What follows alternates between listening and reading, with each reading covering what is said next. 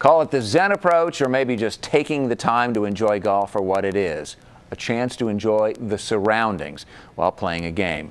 Welcome back, everybody. The man behind that wisdom is our guest this time. Robert Price is with Elite Minds, a wonderful sports psychology service, and he's good enough to join us on a regular basis, and we always appreciate it when he does. One of the reasons to read the New York Times is the great writing of Bill Pennington, the golf writer, and on Mondays he writes the On Par column. And in a recent one, the headline is, "The key is to relax, visualize, and refrain from felony assaults." And he goes on to illuminate, or illustrate, I guess I should say, a number of places and times when people have gotten maybe a little out of round, if you will, in playing a round of golf. And my guess is, this happened in New York.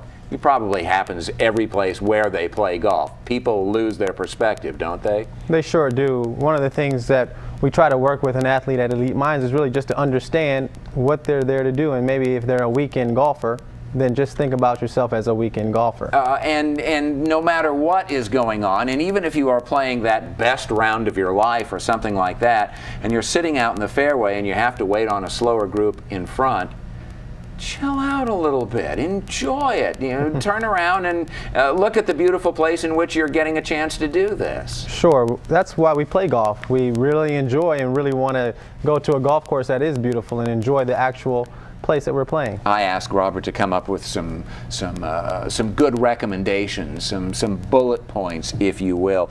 And the first one you talk about is lower your golf course expectations. And I think that's probably good advice at whatever level you're playing.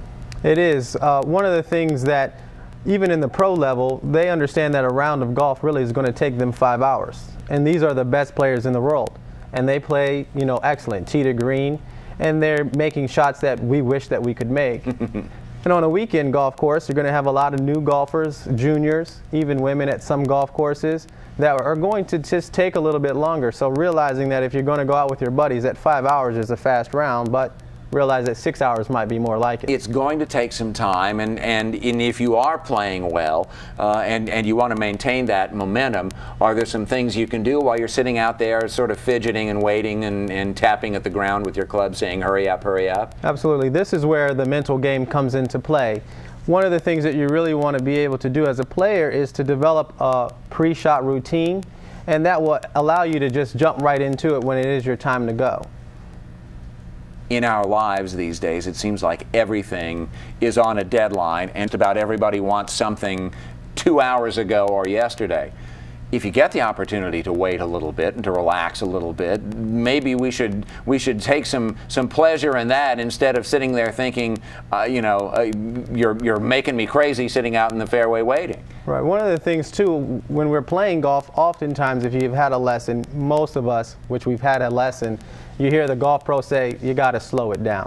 And not only with your swing, but also on the golf course. It gives you an opportunity to really execute, decide what your game plan is going to be, and really attack the golf course. Now that gets me to another of your bullet points, and this is something that you preach. It's that pre-shot routine. It's that having a very definite thing that you do, and that from which you should never really much deviate, in order to sort of get you into rhythm, to give you a trigger to get ready to go execute the shot. Well, if you're sitting there relaxing a little bit, should you maybe also be rehearsing a little bit what you're supposed to be doing when you stand over the ball? Sure, that's a good time to actually go over the routine, you know, maybe 1 or 2 more times than you normally would. It just kind of gets you into the routine of doing what it is that your body is capable of doing, or what it is that you practiced on the range a few hours ago. I understand the notion of doing the pre-shot routine. But from the expert point of view, what is it about that very ordered sort of set of priorities that makes it work? Why is that so successful, I guess? It's really successful because your mind or your brain essentially understands what action you want it to take.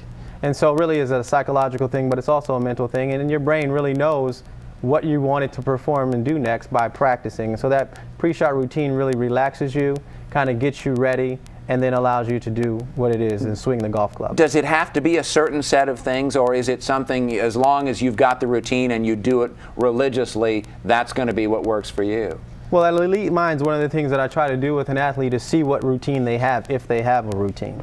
And whatever that routine is, one of the key components is really some type of breathing technique, and also maybe some type of visualization, especially on the golf course, to be able to figure out what types of shots you want to hit. Do you want to have a low trajectory or a high trajectory, or do you really, lay it up, or do you actually want to go for it? And those are some things that we want to put into a pre-shot routine for an athlete. This guy is a priceless asset. We spend too much time, unfortunately, in the game of golf thinking about the sort of the physical things. We need to spend a lot more time thinking about the mental approach to the game.